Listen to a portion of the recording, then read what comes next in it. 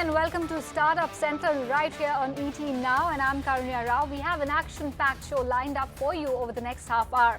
But let's start with the weekly funding meter that saw some big deals this week. Alone, in fact, this week we saw about $242 million being raised by startups, largely driven by the big fundraisers by Ninja Kart and Mobile Premier League. To discuss this, we have Varatharajan from Venture Intelligence on the show.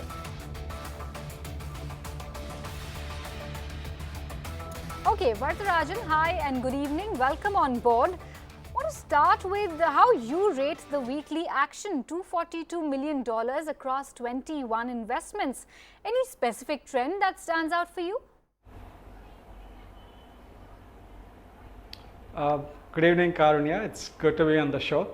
Yeah, with 21 investments, in the week, it's been a very good week. It's been an excellent week to say, with Tiger Global leading a $90 million round in Ninja Kart, or, Sequoia announcing their first cohort as a part of their Surge program.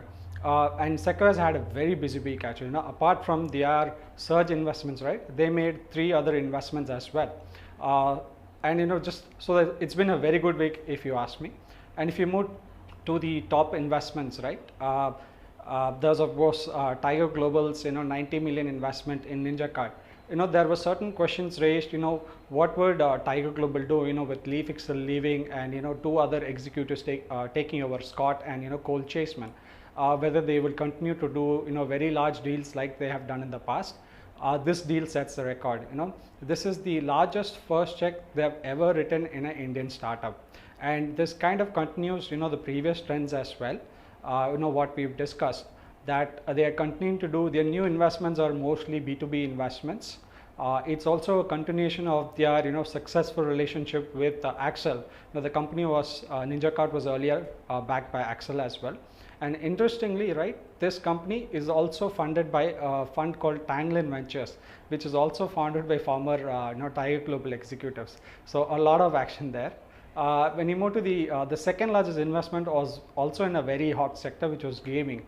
With Mobile Premier League raising a really massive $35 million Series A investment. In fact, the company is only 10 months old. And just in the fag end of 2018, they raised about a $5 million, another massive seed round, which we are seeing more and more often now. So just the scale that they've been growing has been very impressive. Okay, and just want to understand, Sequoia Capital India had also announced its first batch for Surge, their early stage program. How do you view the biggest VC fund entering the space? Sure. So, we were seeing a little bit of slowdown in the seed investments. So it's very positive to see Sequoia Capital enter that space and promise to be very active there through a separate program. There were when the program was first announced, right? We were thinking it would be more for supporting very early stage companies in the idea stage or prototype. And we did a short study on the companies that are backed in the first cohort. So they've announced about 17 investments, of which 9 were India based. Interestingly, right, they've gone from, so if you look at the age of the companies, right, they are backed very early founded companies like Bulbul, as well as they back company like Azani Sports, which is a 7-year-old sporting apparel company trying to take on Nike and Adidas in India. So that's the range they've done. But interestingly, the average age of the company is in the 2 to 3 year period. So most of the companies that have been backed are existing with companies with existing product market fit. And moving towards the sectors, right? Globally, across the Asia investments that they've done, most of the investments are in the new e-commerce formats like social commerce or live streaming commerce. But as far as India is concerned, right, 3 of their investments were in EdTech. And a couple of investments were more B2B software focused companies.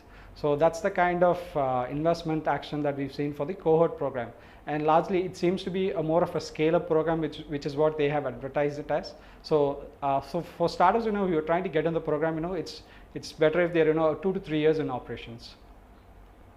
All right. Also the week saw 3 mobility startups raise funding this week. How has the sector fared in terms of investments in your view? I think it's a a huge sign of confidence to see investors like Naspers, Sequoia Capital, or Nexus Ventures write checks out to Rapido, or even Shuttle, etc. Especially when the sector is facing so much regulation backlash like we've seen in Bangalore. So it's a huge sign of confidence, and hopefully regulation will catch up and enable these startups to function better. And if in the data that we've seen, right, mobility has been largely a underfunded segment. So if you look at the history of investments in this sector, right, only the taxi booking has played out, with Ola and Uber now currently fighting it out. But if you look after that, right, there were investments in self-drive car rental companies like Zoomcar or Dev or or DriveC. And then maybe 2015-16, you're seeing more of these bike taxi companies or bike rental or scooter rental companies like Vogo or Rapido, etc. So those are the kind of startups you've seen. And recently, what we're seeing is a slow shift towards electric. But in the data that we've seen, the sector has been largely underfunded. So we will see much more action. Just as we see more and more companies come out of that space, we will expect more and more action. Great, Varatharajan. That sounds quite optimistic. Thank you so much for joining in and sharing with us your perspective about these developments in the week gone by. Let's move right on to our next big story. View.ai, an artificial intelligence retail platform, has raised $17 million in Series B. The company's other investors are Falcon Edge Capital, Sequoia Capital, and Global Brain.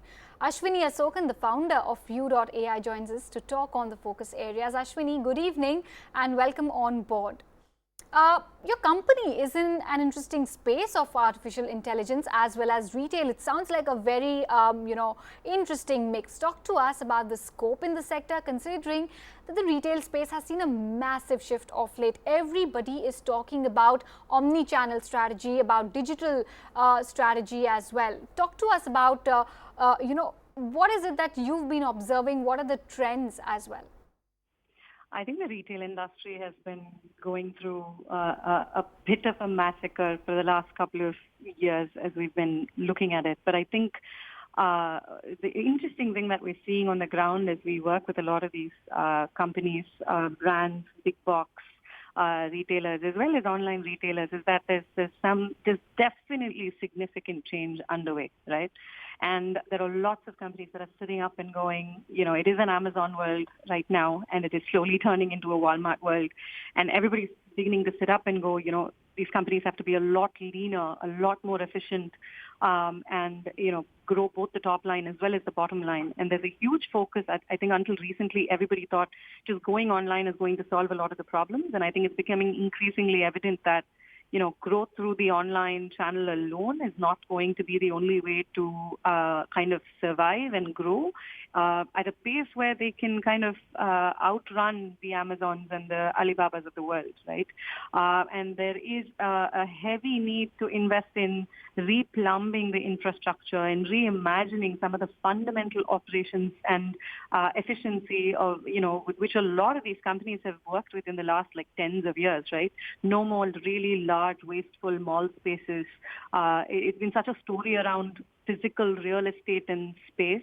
And you're beginning to see, a lot of these companies becoming very aware of new technologies, aware of the need to kind of expand into digital while simultaneously having kind of an omni-channel view into how to reach out to different types of customers. And definitely an awareness around, one size is not going to fit all, right? So it's kind of a two-sided strategy that we're beginning to see, where on one side it's all about cost efficiency, resource efficiency, optimizing just operations. And then on the other side, there's a lot of focus on imagining new types of experiences for customers, new business models, new channels, and new ways to engage with customers, right? No one size fits all. That era is definitely over. All right. On the fundraise, where would you be deploying these funds? More of international expansion on the cards, or any other plans that you can divulge at this point of time? Well, Map Street Den has been kind of global from day one.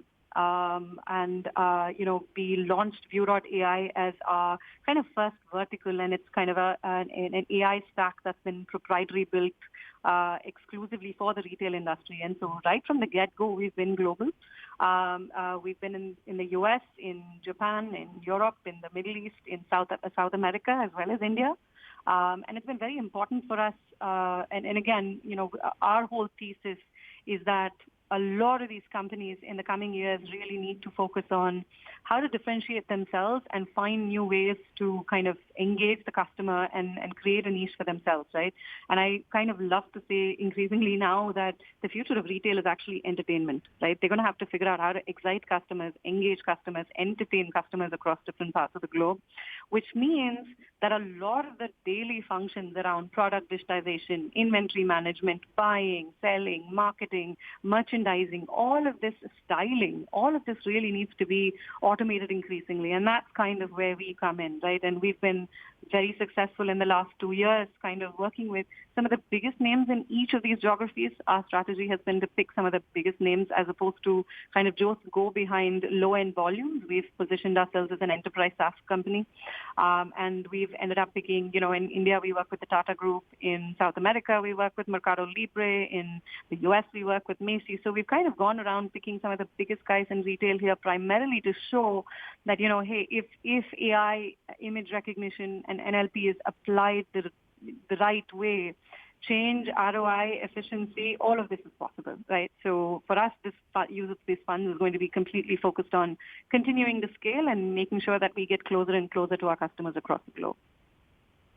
Okay, Ashwini, all the very best in all the endeavors and your future expansion plans as well. Thank you for joining us on the show. Meanwhile, Amazon reports a strong set of numbers this earnings, keeping India in focus. It also talks about the minimal impact of the FDI laws. It also says that the company is optimistic about its India business. Rahul Dayama joins us with more details. Rahul? It's interesting what Amazon has to say about India and the regulatory challenges. Remember, the FDI rules, so to say, came as a big setback for, apart from Amazon, Walmart owned Flipkart. They did flag off some concerns the last quarter, but surprisingly, they say all of that is now behind because they have exuded a lot more confidence, saying that while there were a few days of downtime, they have made many changes to their structure. They are compliant and they are very happy with the progress that they're seeing in the country. So minimal impact is what Amazon has faced owing to the India business. Remember, they had to restructure a lot of their entities to ensure that they're compliant with their in-house entities not really being a dominant seller on the platform. So Amazon was quick to really put all of that in place, and now they say we're well beyond it. So it's interesting that Amazon has called out the fact that they are over the regulatory concerns really that was impairing the India business. Prime, something they have always highlighted, seems to be growing in India because it still is going strong as far as demand is here, considering they have been adding a lot more originals that are doing well with music. Apart from all of this, they did also mention that they're looking at making Prime a one-day delivery affair apart from 2 that it is right now. So all of this really in momentum, and Amazon really hasn't been as optimistic about the Indian market as it seems right now. Okay, Rahul, thanks much for getting us those details. Clearly, Amazon seems quite upbeat on the India market. Meanwhile, let's talk about Uber, which unveiled its terms for its mega IPO with a massive valuation of $84 billion at high end. In what started to be the largest IPO after Alibaba is looking to raise about $10 billion from this IPO. They are expected to go public early May.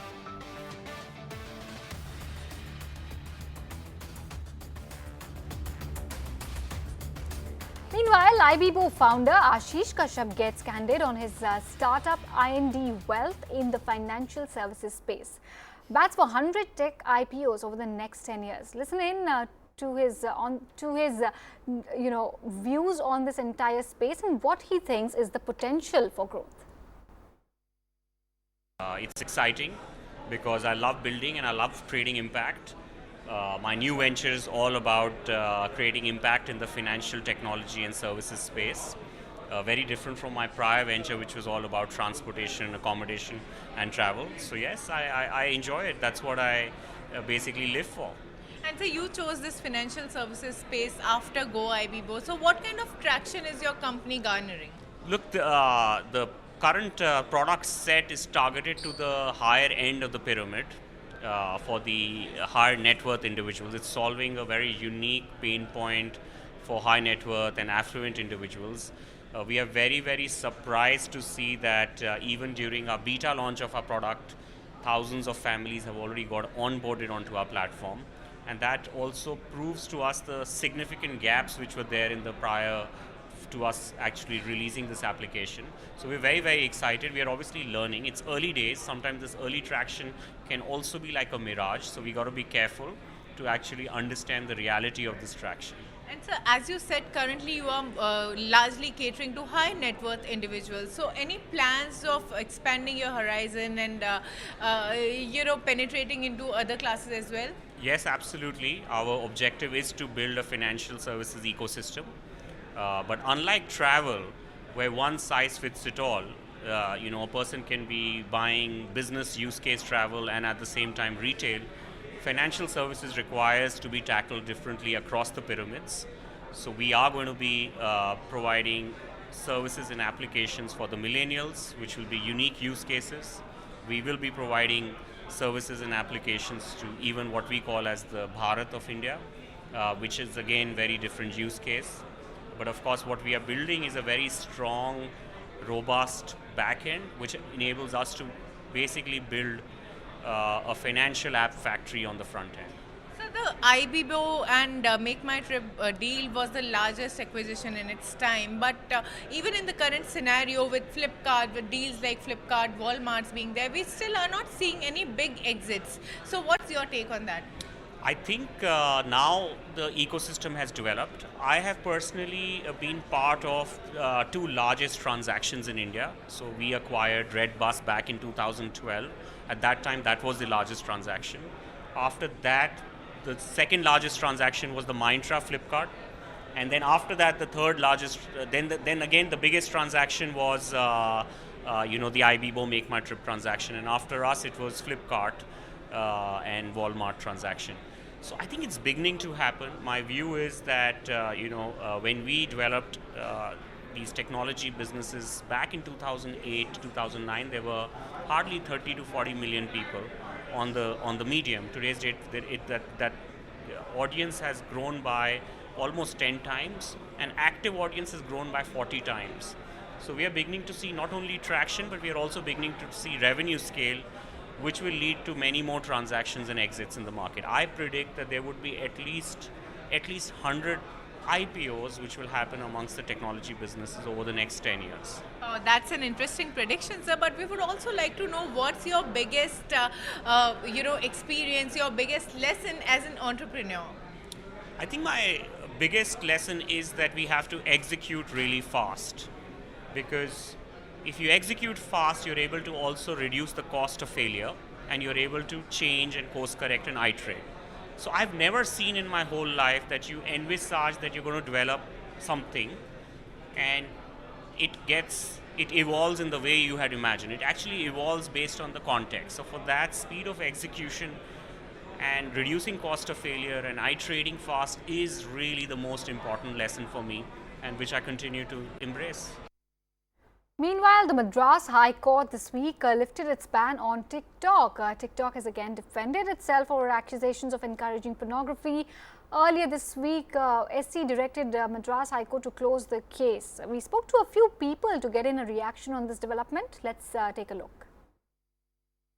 Whatever the government is doing, it's really good thing. It's because when I'm opening my Facebook or Instagram, something else, every time I see some funny type of video, and everyone are going to create that video. So such a funny time, no reason or no something subject on basic of videos.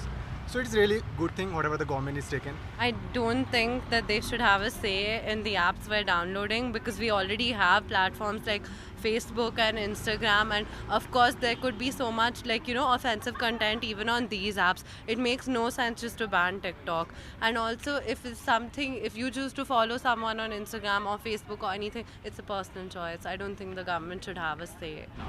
Finally, youth have their time to spare their time in other activities. So TikTok was something like youths used to be on most of the time. It's not worth being there. It's actually good, because there's a lot of mean comments coming to girls nowadays.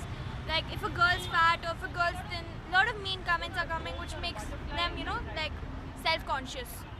And it's changing lives, to be honest. It's very mean comments. And me being a TikTok user, I kind of have experience of it. We are a country wherein kids are put into jobs even before they know the meaning of the word career. So we have enough things to look after. It's way too small, I think, any which ways to talk about. All right, that's all we have on this edition of Startup Central. Thank you for watching.